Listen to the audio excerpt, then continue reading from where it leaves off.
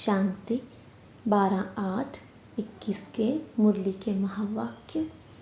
आज की मुरली का सार है, बाबा कहते, मीठे बच्चे, सुख देने वाले बाप को बहुत बहुत प्यार से याद करो। याद बिगर प्यार नहीं हो सकता। प्रश्न, बाप बच्चों को रोज रोज याद का अभ्यास करने का इशारा क्यों देते हैं? उत्तर, क्योंकि याद से ही आत्मा पावन बनेगी, याद से ही पूरा बरसा ले सकेंगे। आत्मा के सब बंधन खल्लास हो जाएंगे, विकर्मों से मुक्त हो जाएंगे, सजाओं से छूट जाएंगे। जितना याद करेंगे उतना खुशी रहेगी, मंजिल समीप अनुभव होगी, कभी भी थकेंगे नहीं, बेहद का सुख पाएंगे। इसलिए याद का अभ्यास जरूर करना है। गीत, बचपन के दिन भुला न देना। ओम शांति। मीठे मीठे रूहानी बच्चों ने गीत की लाइन का अर्थ समझा। अभी जीते जी तुम बेहद के बाप के बने हो, सारा कल्प तो हद के बाप के बने हो। सतयुग में भी हद के बाप के बनते हो। अभी सिर्फ तुम ब्राह्मण बच्चे बेहद के बाप के बने हो। तुम जानते हो बेहद के बाप से हम बेहद का वर्षा ले रहे हैं। धारणा के लिए मुख्य सार, बाबा कहते, पढ़ाई में कभी गफलत नहीं करनी है। लड़ाई के पहले बाप से पूरा पूरा वर्षा लेना है। दूसरा, श्रीमत पर बाप को बड़े प्यार से याद करना है। वरदान दे रहे हैं बाबा, आपस में एक दो की विशेषता देखने और वर्णन करने वाले श्रेष्ठता संपन्न होली हंस भवन। आपस में एक दो की विशेषता देखने और वर्णन करने वाले श्रेष्ठता संपन्न होली हंस भवन।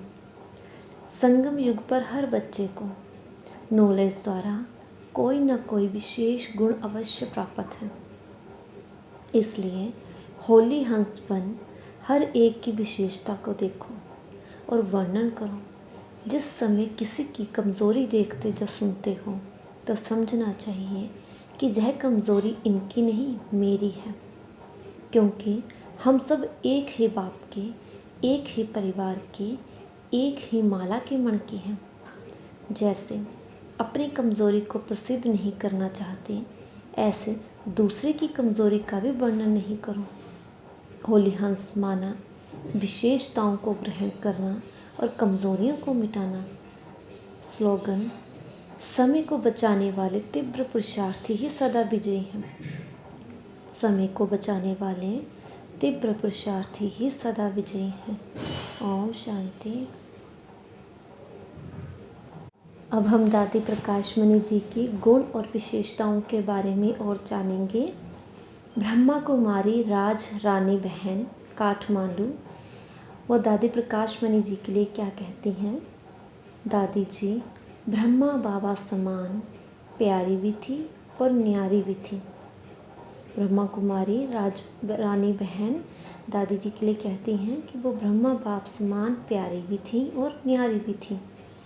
दादी जी एक ऐसी महान विभूति थी जिनका जीवन ही एक खुली किताब बना, जिनका जीवन ही संदेश बना, जिनके जीवन का एक एक पन्ना पलटाने से ही उमंग, उत्साह और साहस का स्विच ऑन हो जाता है।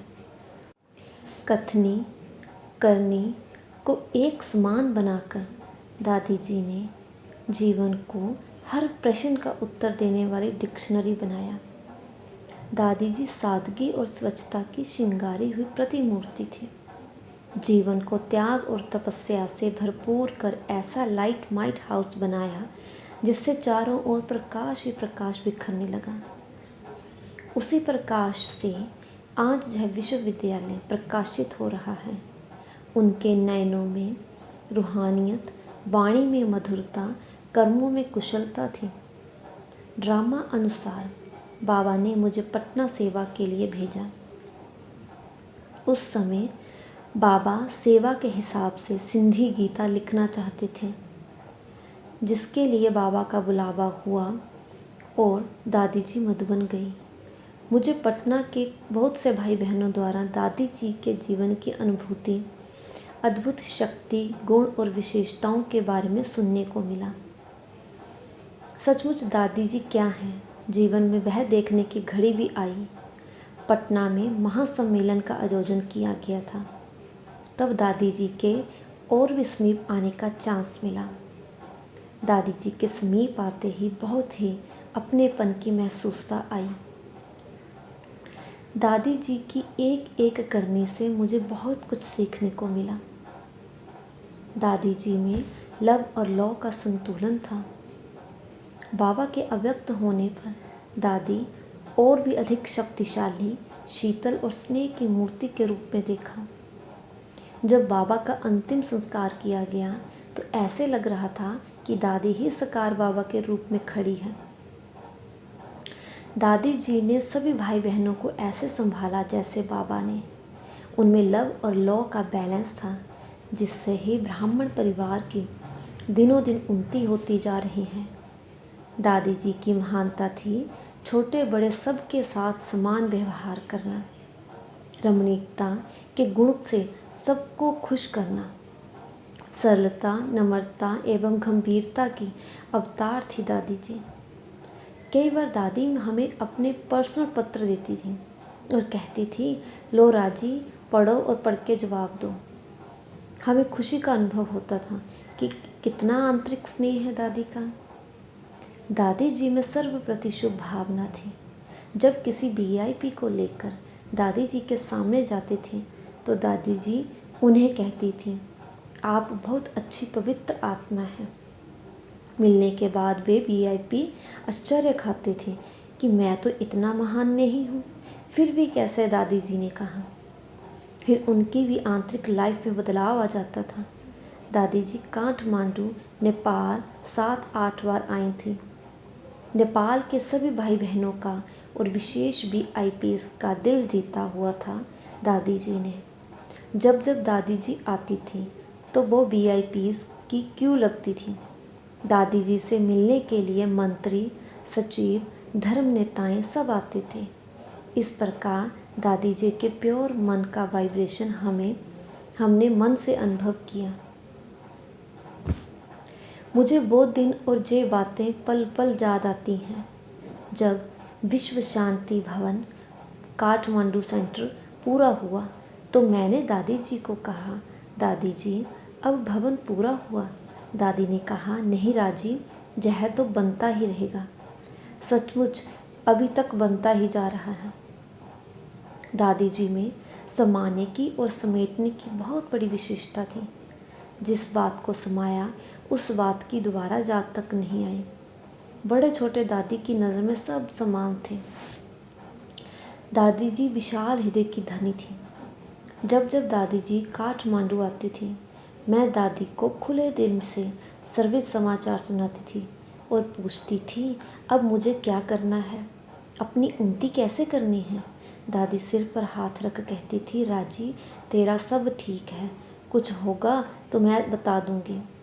फिर पूछा, दादी सेवा को कैसे आगे बढ़ाया जाए। दादी कहती थी, राज तेरे को बाबा का वरदान है ही, सर्विस बढ़नी है, बढ़ती ही रहेगी। नेपाल का नियम था, जब भी मालिक को घर चाहिए मकान खाली करना पड़ता था। मैंने कहा, दादी कब तक यह चलता रहेगा। दादी ने कहा, राजी मैं आपके कान में कहती हूँ, ज़मीन ले लो और घर बनाओ। विश्व शांति भवन का फाउंडेशन तथा उद्घाटन दादी जी ने ही किया था। फाउंडेशन डालते समय दादी जी ने कहा, राज तुम खुले दिल से मकान बनाओ, कुछ करना है तो मुझे बताओ, मैं बैठी हूँ। दादी जी के संकल्प अटल और सफल थे। दादी जी ईश्वरीय मर्यादाओं में अटल और हैंडलिंग करने में महान थी।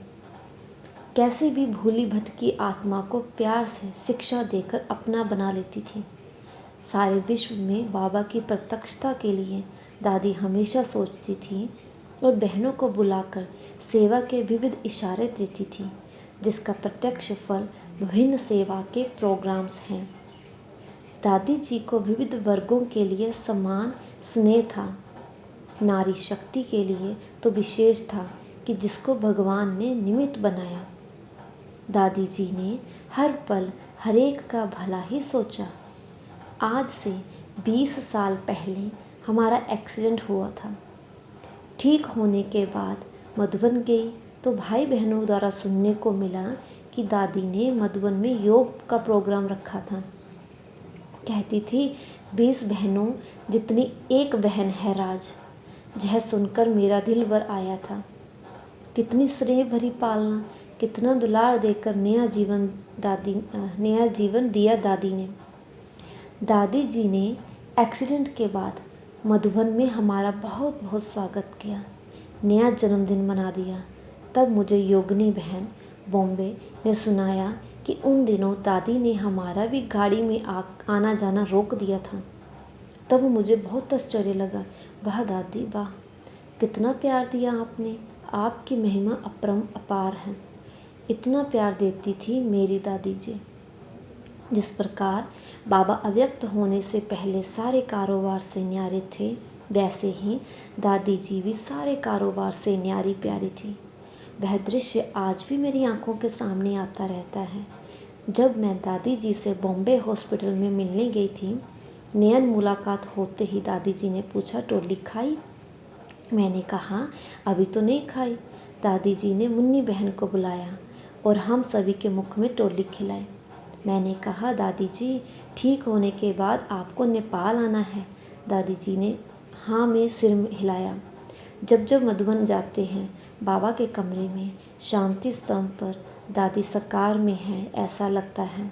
दादी बाप दादा सदा साथ है ही, और क्या चाहिए। ओम शांति।